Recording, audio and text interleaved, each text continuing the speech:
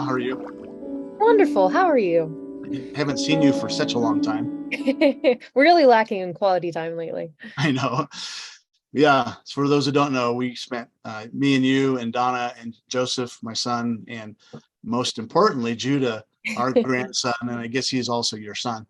Spent 16 days together in Southeast Asia, and we got back just what is today, Thursday, so less than a week ago. Still jet lagging. So anything we say, blame it on that. Yeah. Anything good we say, we'll also blame that on jet lag. Yeah, you said it's been a rough return.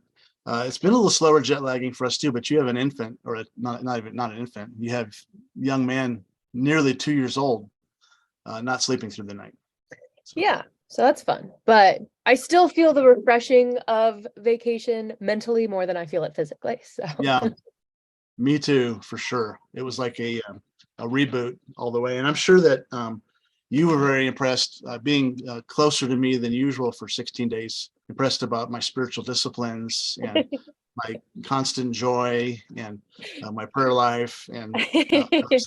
So I'm you're happy for you. joking, but you definitely spent the most time in the Word on the trip of all of us. So Actually, that's not true. I did have my quiet times, but I hardly cracked the Bible. oh, So okay. yeah, but apparently I tricked you guys. So that's, you know, The Bible was right there by us, so we just assumed. if you can't be spiritual, at least look spiritual. And maybe that'll do it.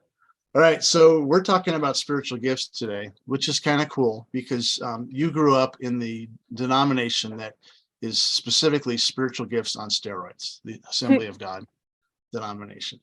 So start by maybe we've talked about your background before a little bit, but let's focus on your church upbringing and what the Assembly of God is like. I know you have multiple generations going back in that Yeah. denomination. How did it start? How did spiritual gifts, what role did spiritual gifts play in your Yeah. church? Yeah. So, yeah, I am fourth generation Assemblies of God ministers, fifth generation Assemblies of God churchgoers, which is as far back as you can go because the AG came out of Azusa Street and the Pentecostal revival and the holiness movement there. What And what year was then that? Was that I want 1904, to say 7? Azusa was '04. Yeah, I always get it confused with the San Francisco earthquake, which I think was '03. Yeah. Azusa was '04, and then of course the biggest thing, the sinking of the Titanic, was in 12, Yeah. I think. Well, the date of Azusa Street used to be the passcode to get into my church. I really hope it still isn't now that I'm saying that. So at some point I had it memorized, but What's that'll tell what's you a the little bit about our church. what's the combination of the safe? Is that also the date of Azusa Street? So history of Azusa Street comes out of, I mean, Charles Parham is a big part of that.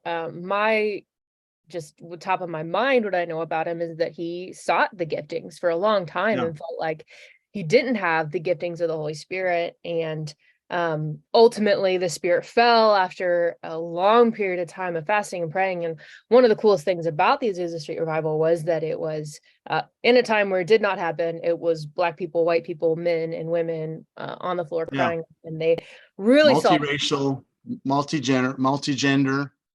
Barnum or no? William William. Seymour was his Black partner in the Okay.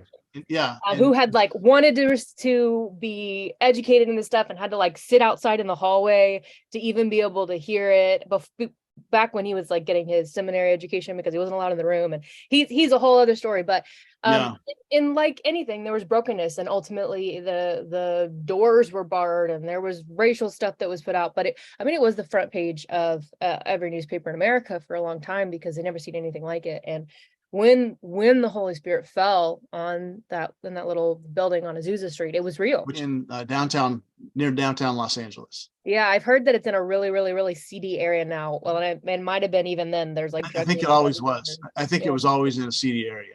And so, yeah, and you can go to that spot. So God picks the seedy area. He picks people of two different races, and he drops the Holy Spirit.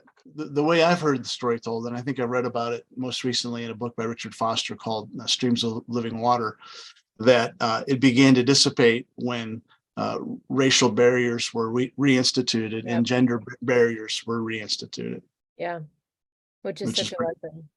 yeah. But there was such an evidence there of the Spirit's movement and healings, and of course tongues, which is, as a good AG girl, I'll tell you, is as an evidence that's present when the Holy Spirit is falling. And Did you say an evidence or the evidence? I didn't quite. no comment. Okay. But of course, the movement that went out from there, more than last number I heard was like 65% of Christians in the world today can directly trace their roots to Azusa Street. Yeah. So considering that was a movement that happened just over 100 years ago, that's pretty amazing. Yeah. Yeah. And specifically saying 66% of Christians, probably roughly, or maybe more, currently speak in tongues, which prior to Azusa Street, it was such a fraction. I mean, it's always existed, but it's such a minority. And based on those percentages, that's the part of the church right now that's growing. So talk about that. Why is it that the outpouring of the gifts of the Holy Spirit has led to massive salvations and church growth?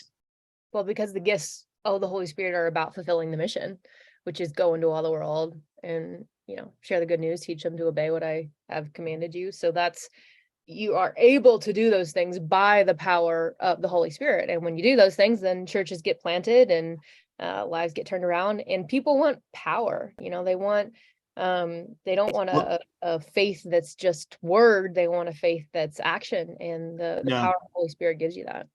Yeah. It's interesting how the Western church has been so split over doctrinal issues and denominations, but I've noticed in the little bit of missions that I've done, is those denominations are very much more unified internationally, and because pretty much everybody internationally is Pentecostal. And so the commonality of the gifts of the Holy Spirit seems to overshadow doctrinal distinctives connected to baptism or communion or sovereignty versus free will or for whatever.